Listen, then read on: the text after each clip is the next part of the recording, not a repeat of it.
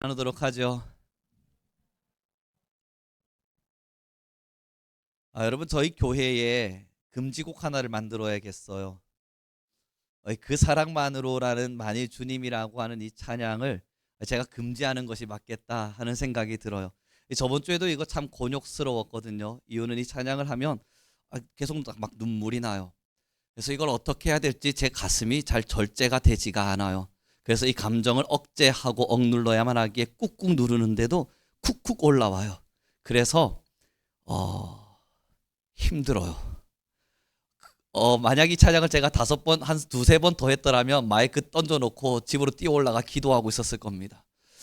가슴이 너무 뜨거워지고 기도하고 싶은 마음이 너무 커져가고 지금 여기서 설교하고 있을 때가 아니라 하나님을 만나고 싶은 마음이 너무 커져요.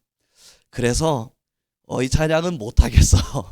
할 때마다 이 마음에 이 불같이 올라오는 어떠한 감정, 영성을 제 힘으로는 통제가 할 수가 없습니다. 그래서 끊어내고 참아내고 견뎌내야 되는데 지금도 이제 설교를 해야 되는데요. 설교를 하려면 아무래도 말씀을 떠올려야 되고 그 말씀 속에 나타나는 하나님을 떠올려야 되고 설교는 그렇습니다. 그렇게 하나님의 마음과 하나님의 생각을 제 가슴에 다시 떠올리려 하니 또 울컥울컥해요.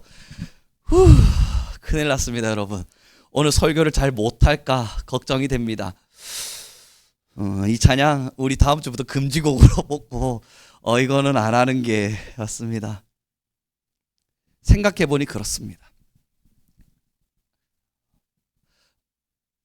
나는 과연 무엇을 위해 달려가고 있을까? 라는 그 질문 앞에 서서 답을 내리지 못하는데 이 찬양이 계속 저한테 쿡쿡 찌르는 게 있어요.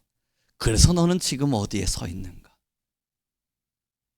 어디를 향해 가는지에 대한 정답을 내릴 수는 없겠는데 확실한 것 하나가 하나님으로부터 너무 놀라운 사랑을 받았어요. 이 찬양의 가사가 이 가사가 있어요. 참 아름다운 주님의 사랑, 그 사랑 때문에 나 여기 서 있네. 그 가사를 콩 울려 퍼질 때 여러분은 어떠셨습니까? 저는 모르겠지만 저 하늘에서 하나님이 그래 우룡아 내가 너를 사랑한단다 계속 말씀하시는 것 같아요.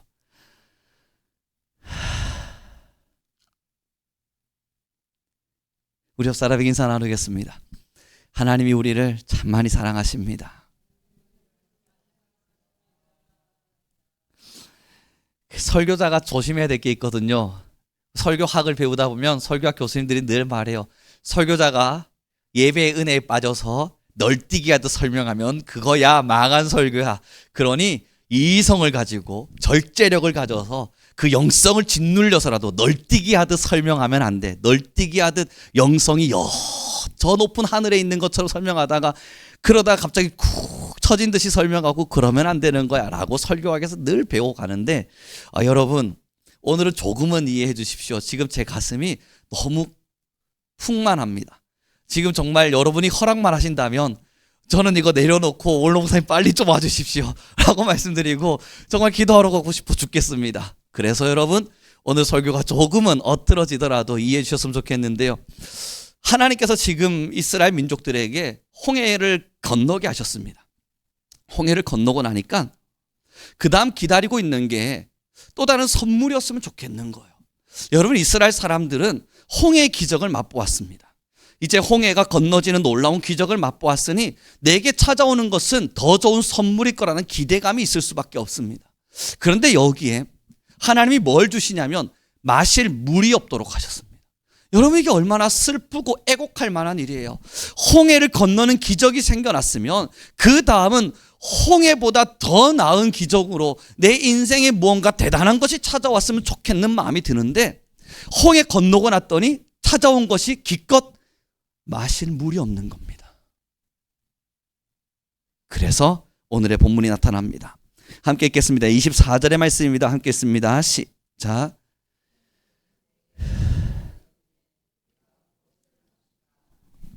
백성들이 다시 모세를 원망하기 시작합니다. 마실 물이 없다, 마실 물이 없다. 이제 우리가 무엇을 마실까? 우리에게 마실 것을 내어달라 라고 요청하기 시작하자 그 뒤에 나오는 25절의 말씀에 이렇게 기록하죠.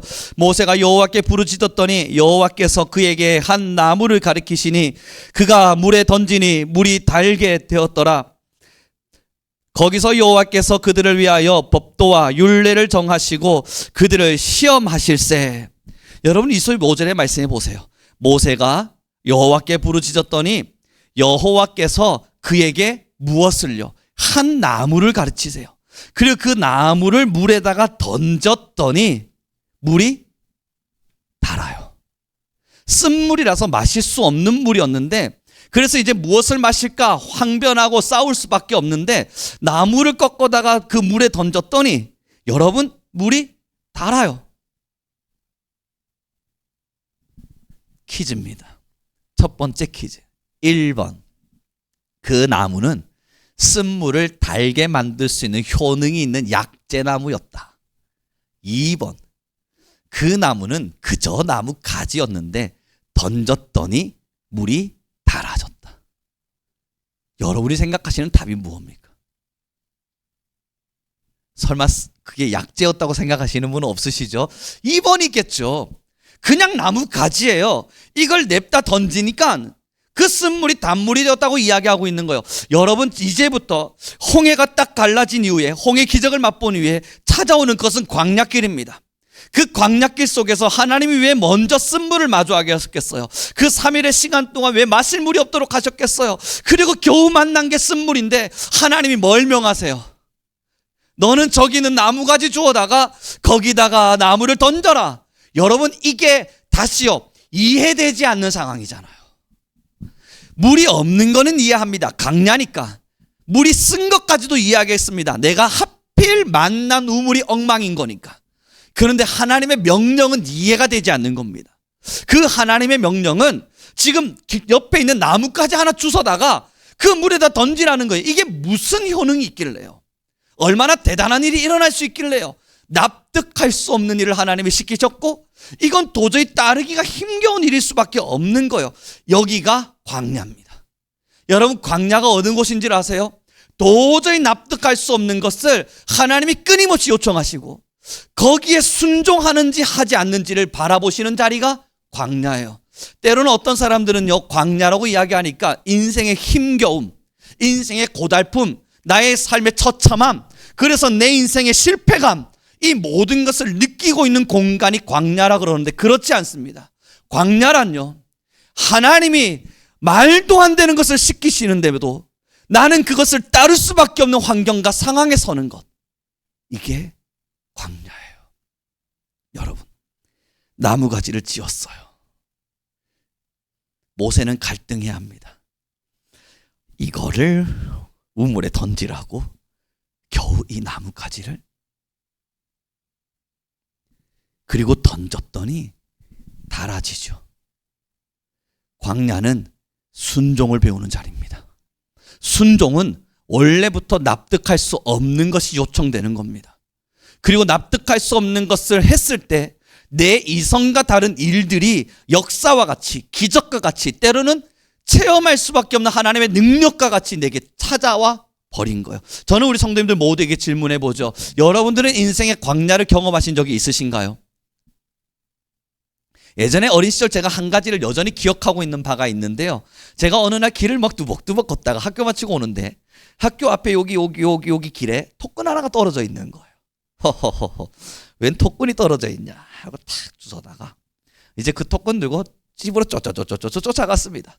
그리고 집에 가서 저희 부모님께 토끈 하나를 주웠습니다 하고 드렸더니 그 어느 날 저희 부모님이 그 말씀하시더라고요. 토끈이 없어가지고, 자비를 할 수 있는 토끈이 없어서 이제 학교를 가야 되는데 어떡하나 하고 생각했는데 이 토끈이 왔더래요. 여러분 광야가 뭔 줄 아세요? 아무것도 없는 자리요? 아니에요. 광야가 어느 곳인 것 같으세요? 다 버려진 자리요? 아니에요. 광야란 정확한 정의를 가집시다. 모든 것이 있으셔도 상관없고요, 모든 걸 할 수 있는 공간이어도 상관없습니다. 그러나 광야란 하나님만을 붙잡을 수밖에 없는 자리, 모든 것이 있어도 하나님만 붙잡을 수 있어야 되고 모든 것이 없어도 하나님만을 붙잡을 수 있는 자리, 거기가 광야예요. 여러분의 인생의 광야를 떠올려 봅시다. 내 인생이 너무너무 처량했어요. 그리고 형제들에게 돈을 꿔볼까 고민도 해보고 할 수 있으면 내 자존심 꺾으면 할 수도 있어요. 그런데 교회를 찾았어요. 하나님, 제가요 예수님을 믿는 이 시간을 걸어가면서 지금 내 가정에 돈이 없네요. 물질이 말라버렸습니다. 맞아요. 내 형제에게 찾아가면 꿀 수 있습니다. 내 자존심 조금 버리면 가능도 하고요. 내 이웃에게 찾아가도 나 가능합니다. 그러나 오늘 이 시간만큼은 하나님의 납득할 수 없는 말씀을 들어야겠습니다. 그리고 나는 그 납득할 수 없는 말씀에 순종해 봐야겠습니다. 주님, 나를 살려주십시오.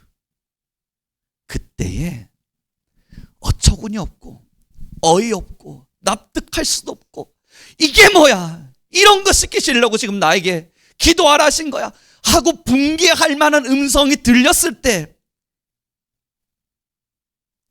주님, 알겠습니다. 겨우 나뭇가지 하나 우물가에 던져놓는 것 같은 일이겠지만 순종하겠습니다. 광야는 이런 현장에서 순종을 배우는 자리입니다. 사랑하는 성도 여러분, 아무리 인생의 모든 것이 처량하게 깨지고 산산이 부서져도요, 하나님께 순종함을 배우지 못하는 사람들이 있습니다. 그 사람은 그럼 광야에 살고 있는 건가요? 아니에요. 그는 광야에 살고 있지 않은 거예요. 그런데 어떤 사람은요, 모든 것을 가진 것만 같은, 모든 것을 누리는 것만 같은 그러한 인생길을 걸어가고 있어요. 깨지지도 않았고 부서지지도 않았어요. 사람들이 볼 때는 가진 사람 같아요. 그런데 이 사람은 가진 것에 만족하는 것이 아니라 여전히 하나님의 납득할 수 없는 말씀에 순종하려고 그래요. 그 사람이 광야를 살고 있는 거예요. 지금 우리의 인생길 모두를 뭐라 그럽니까? 광야길이라 그러죠. 우리가 살고 있는 삶의 모든 길이 광야길이라 그러죠. 예전에 저희 아내랑 저희 부모님 말씀하시는 것 제가 듣고 있는데 웃겨가지고요. 전 요즘 제 얼굴과 제 언어에 제 감정을 표출하지 않는 연습을 몇십 년간 하고 있거든요. 내 감정과 내 말의 표현은 설교에서만 한다. 이것이 저를 단련하고 있는 하나님의 음성과 같고 저는 그 길을 걷고 있습니다. 그런데 두 분이서 이야기 나누면서 저희 아내가 말이에요. 어머님, 아유, 이 걱정은 도대체 언제 끝날까요? 그랬더니 그 앞에 있는 시어머니가 말씀하세요. 관짝에 들어가야만 끝나지 않겠니? 그랬더니 앞에 있는 아내가 박수를 바바바박 치면서 그저 죽어야 끝나겠죠. 제가 그 말 듣고 하루 종일 고민하고 묵상하고 있었습니다. 그래, 아무도 없을 때 혼자 껄껄거리고 웃고 있었어요. 관짝에 들어가야 된단다, 관짝에. 여러분, 그런 거예요. 왜 인생길은 여러분 광야길이 아니냐고요. 우리 인생길은 원래부터 처음부터 끝까지가 광야길이에요. 여러분들의 인생이 정말 부유한 집에서 아니면 좋은 차를 타면서 맛있는 음식을 먹으면 그 광야길 아닌가요? 아니잖아요. 우리의 인생은 언제나 험난해왔고 우리의 인생은 언제나 고달팠잖아요. 근데 이 인생길을 왜 우리가 통틀어서 광야길이라 그러냐면 무너졌기 때문도 아니고 쓰러졌기 때문도 아니에요. 이 인생길 전부는 하나님께 순종함을 배우는 시간이기 때문입니다. 이 자리가 70평생이 하나님께 순종함을 습득하고 하나님께 순종함을 납득해가면서 하나님께 순종함이 무엇인지를 깨달아가는 자리가 이 순간이기 때문이에요. 언제 끝날까요? 관짝 들어가야 끝납니다. 하나님 앞에 여러분 원망스러울 때 있지 않아요? 지금도 우리 권사님들 중에 연세 제일 많으신 분이 몇 세입니까? 제가 밝히지 맙시다. 60세가 제일 많으시잖아요. 그죠? 그만큼 걸어가셨는데도 아직도 하나님께 순종의 요청을 받고 계실 거예요. 갈등하실 거예요. 2월에 있는 월삭 기도에 가마라 설득과 납득의 수많은 시간 속에서 순종이라고 하는 것을 배울 수밖에 없는 현장을 걷는다고요. 속상한 일 없으세요? 자녀 이만큼 키워놓으면 여러분 정말 마음 평안하세요? 아니죠. 하나님은 끊임없이 우리가 속된 말로 정말 관에 들어갈 때까지 광야길을 걷게 하십니다.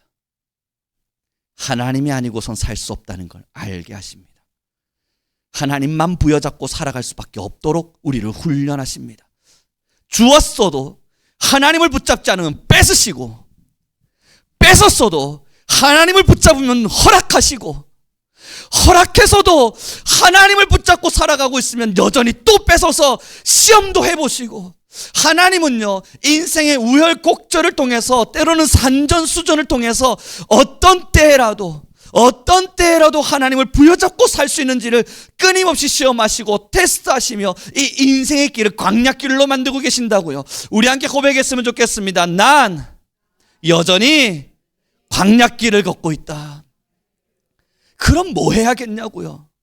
가지고 있다고 해서, 좀 넉넉하다고 해서, 나름의 내 자녀가 잘 되어가고 있다고 해서, 아니면 내 인생에 더 이상 걱정과 근심이 없다 해서, 여러분 편안하게 곳간에 모든 것이 잘 찼다 해서 이제는 되었다 쉬자 말씀하실 수 있겠어요? 그때 주님이 말씀하신다고요. 너의 자는 중에 너의 생명을 내가 거두면 이 남은 것이 네 것이 되겠느냐. 그 말씀의 음성이 뭡니까? 그 곳간에 있는 거 아끼지 말고 쓰라 그런 거겠어요? 아니요. 곳간에 네가 뭔가를 가지고 있는 중에도, 잠드는 중에도 내 생명을 유지하시는 하나님이라는 걸 잊지 말라는 이야기예요. 이 생명이 거두어지면 네 것이 되겠느냐. 결국 너의 생명을 붙잡고 있는 이가 나 여호와가 아니냐. 그러니 그 여호와를 잊지 말라는 이야기예요. 사랑하는 성도 여러분, 우리는 광야길을 걷고 있습니다. 하나님은 우리에게 끊임없는 설득을 통해, 때로는 끊임없는 명령을 통해, 때로는 끊임없는 아픔을 통해, 때로는 끊임없는 즐겁과 희락을 통해 하나님만을 붙들기를 요청하고 계십니다. 광야가 있는 이유는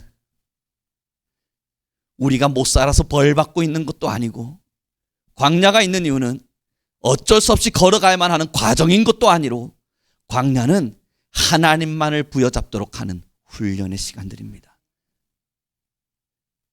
그러니 여러분, 혹시 인생이 낙담스러울 만한 여러 많은 슬픔의 일들이 있다 해서 여기가 광야구나 울지 마세요. 때로는 여러분 뭔가를 좀 쥐고 있다고 해서 나는 광야를 벗어났구나 자만하지 마세요.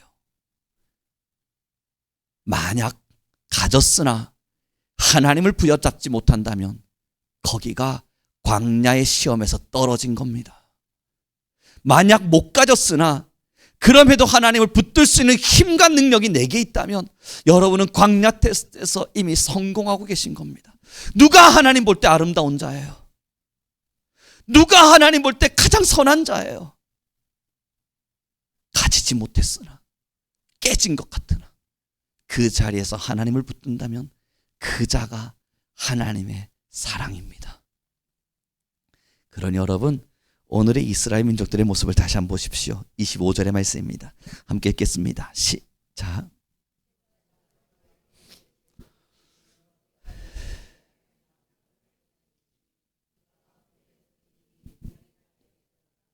거기서 여호와께서 그들을 위하여 법도와 율례를 정하시고 그들을 시험하실세.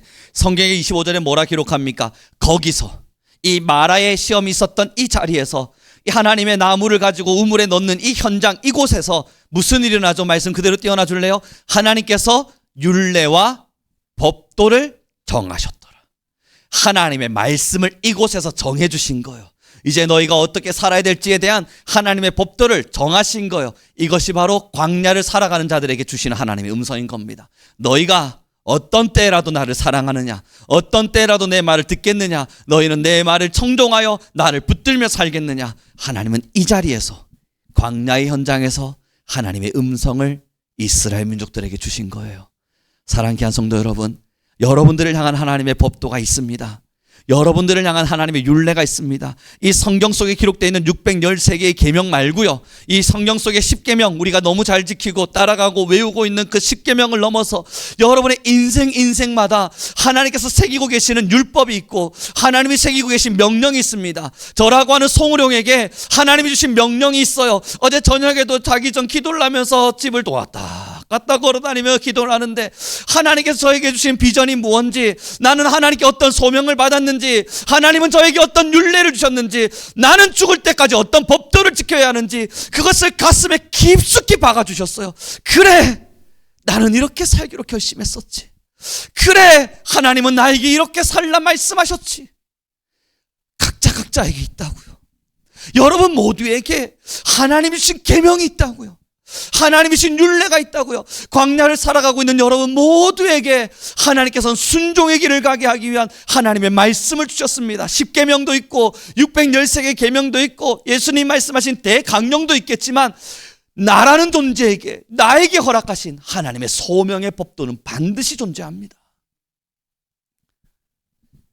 그걸 붙잡고 있느냐를 질문하십니다.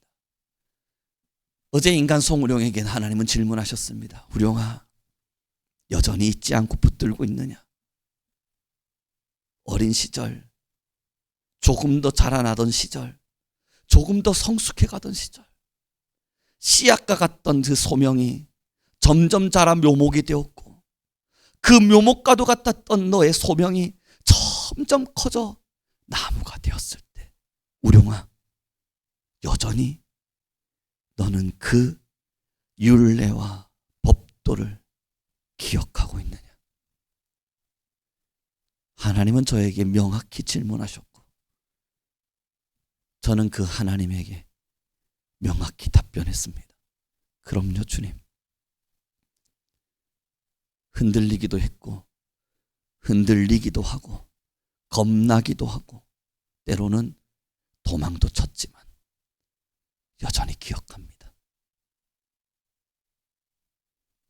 사랑하는 성도 여러분, 우리 성도님들에게 질문합니다.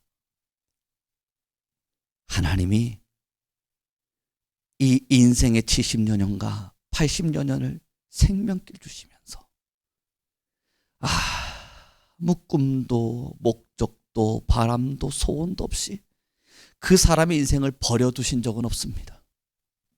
여러분 한 분 한 분은 하나님께 너무나 소중한 존재인지라 하나님께서는 여러분 한 분 한 분을 버리지 않고 고아와 같이 내버려 두지 않고 성령을 보내셔서 여러분들에게 하나님의 뜻을 알리시고 살아갈 길을 알리시고 무엇을 향해 걸어야 되는지에 대한 명확한 음성들을 주십니다. 그 부모의 지침이 없다면 그가 버린 자지요. 부모의 지침과 부모의 가르침이 없다면 그가 사생아지요. 부모가 존재한다는 것은 자녀가 어떻게 살아가야 될지, 너는 무엇을 향해 걸어가야 될지, 어떤 길을 향해 살아내야 될지를 부모는 반드시 그 자녀에게 알려줄 수밖에 없어요. 하나님이 여러분의 부모라면, 우리가 사생아가 아니라면 우리 가슴엔 반드시 그 순종의 율법이 있습니다. 그런 건 목사님들과 선교사님들과 특별하게 무언가를 가진 자들만 가지고 있는 것 아닌가 궁금해하실 수 있지만 오늘 여러분 답을 가져가십시오. 절대 그렇지 않습니다. 우리는 하나님 안에서 목사님이든 장로님이든 권사님이든 집사님이든 성도님이든 건찰님이든 청년이든 주일학교 학생이든 다 똑같은 자녀일 뿐입니다. 그러기에 동일하게 율법을 주셨어요. 그게 뭡니까? 몰라요, 저도.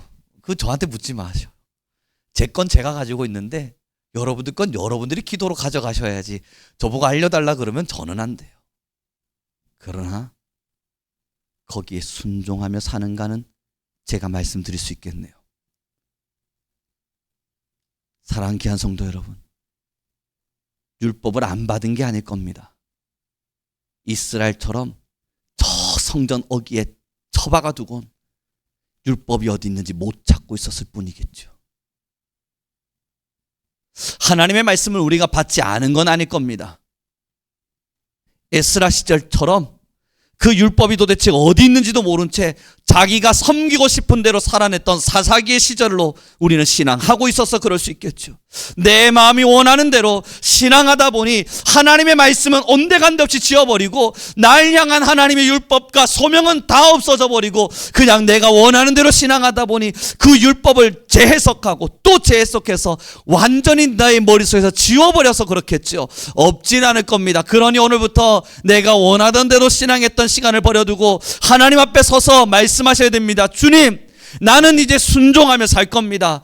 납득할 수 없는 수많은 것들도 나는 이제 순종할 겁니다. 하나님이 내게 무엇을 말씀하시든 이 인생길이 광야길이라면 나는 반드시 순종할 겁니다. 그러니 주여, 내가 원하는 대로 살아왔던 나의 시간을 지우고 내가 정욕을 따라 살아왔던 나의 인생길을 내려두고 이제는 주님께 붙들린 광야를 사는 이스라엘 민족 같은 나의 신앙이 되게 하십시오. 우리는 기도하셔야 됩니다. 우리 옆 사람에게 축복해 주십시다. 하나님께 꼭 기도합시다. 그래서 여러분, 저는 이제 성경 공부도 하고 막 가르치는 입장에 서 있지 않습니까? 하나님께서 다행히 저에게 가르치는 자로서의 직분을 주셔서 이렇게 가르치는 위치에 서 있지 않습니까? 그때마다 많은 성도님들과 성경 공부를 하는 자들과 또한 하나님의 말씀을 아는 자들이 가지고 있는 질문은 이겁니다. 하나님은 저에게 어떤 목적을 가지고 계실까요?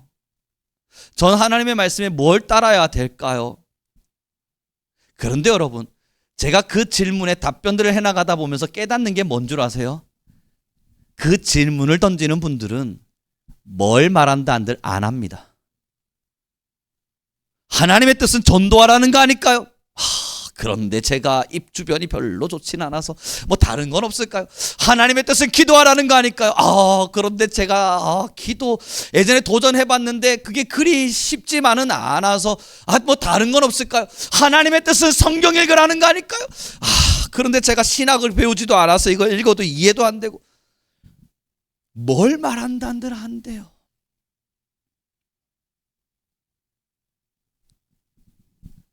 하나님의 뜻을 모르지 않습니다. 우리는요. 하나님 우리 귀한 성도님들에게 사생아처럼 여러분들을 내버려 두신 적이 없습니다. 분명히 여러분 한 분 한 분에게 소명을 주셨을 테고 하나님이 율법을 알려주셨을 테고 무엇을 따라 사셔야 될지 여러분들의 인생의 길을 아름답게 수놓아 오셨을 겁니다. 그런데 그것이 안 보이는 이유는 내 생각대로 지나간 시간이 너무 오래되다 보니 부모의 교훈이 잘 떠올려지지 않는 겁니다. 축복합니다. 이제 우리는 순종의 길을 걸읍시다.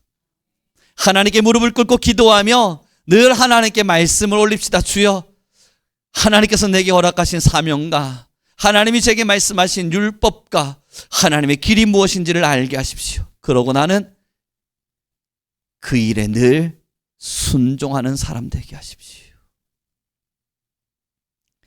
이제 말씀을 정리해 갔으면 좋겠습니다. 그런데 여러분, 순종은 사사기 시대에는 찾아볼 수 없는 일이었습니다. 조금 더 시간이 지나 왕정 시대에는 다윗 그 외에 몇 명에게만 일어났던 일이기도 합니다. 그러다 이스라엘이 처량히 멸망당하고 모든 것이 붕괴되던 시절에도 에레미야와 몇몇의 선진들만 일어나 하나님의 말씀에 순종했을 뿐입니다. 예수님이 십자가상에 돌아가시는 그 현장 속에서도 예수님과 함께 했던 제자들마저도 예수님을 버리고 도망쳤습니다. 우리는 역사를 알고 우리는 시절을 압니다. 수많은 군중들이 모여 있어도 진짜 하나님께 순종하던 이들은 몇 되지 않았음을,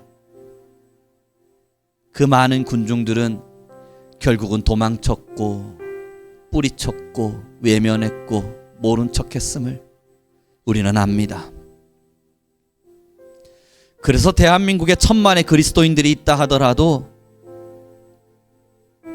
이 중에 알곡은 몇 명이나 될까의 통계 속에 사실상 많은 신학자들이 말하는 0.8%, 결국 그 이상은 없을 거라는 걸 우리는 너무나 잘 압니다. 100명 중에 0.8명, 한 명도 채 되지 않으리라. 그러나 우리 성민교회 성도님들에게 질문합니다. 우리는 누구입니까?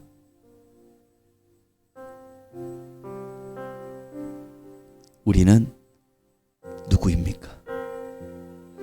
정말 우리는 그리스도인입니까? 우리는 참 신앙인입니까? 주님의 십자가가 좋아. 매일 매일의 삶을 주님께 드리기를 결심하고 하나님의 사랑이 좋아 그 사랑 때문에 이 자리에 서 있는 순종의 주님의 백성들, 우리는 맞습니까?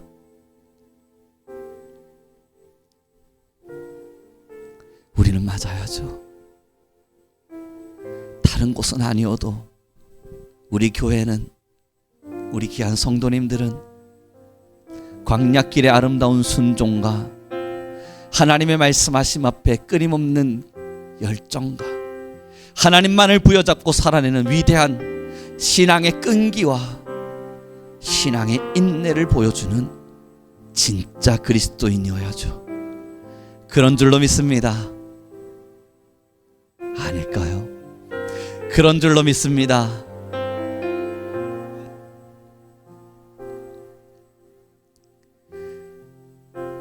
그때 우리는 서로의 인생을 축복할 겁니다. 오늘을 아프시죠? 때론 아픈 인생길을 걷기도 하시죠. 그러나 여러분, 하나님을 붙드세요. 때로는 눈물 나는 걸음을 걷기도 하시죠. 때로는 풍족한 자만에 빠질 때도 있으시죠. 그러나 여러분, 하나님을 붙드세요.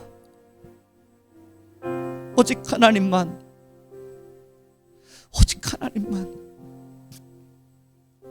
오직 하나님만 우리의 왕이심을 인생을 다해 고백하세요. 내 죽음을 다해, 나의 생명을 다해, 나의 모든 것을 다해 하나님만이 우리의 왕임을 철저히 고백해 가세요. 이게 우리의 신앙이 될 때 우리는 진짜 하나님의 자녀입니다. 이 찬양 저 부를 자신이 없는데 그래도 함께 찬양했으면 좋겠습니다. 하나님의 사랑 때문에 이 자리를 살아냅니다. 여러분, 만약 하나님을 믿지 않았더라면 어떻게 살아냈을까? 무슨 길을 걸었을까? 정말 잘 모르겠습니다. 그러나 확실한 거 하나는, 오늘처럼 행복하진 않았을 겁니다. 지금처럼 만족스럽진 않았을 겁니다. 지금처럼 하나님의 사랑 때문에 살아갈 힘이 나는 인생을 살진 않았을 겁니다. 우리 함께 찬양하며 가겠습니다.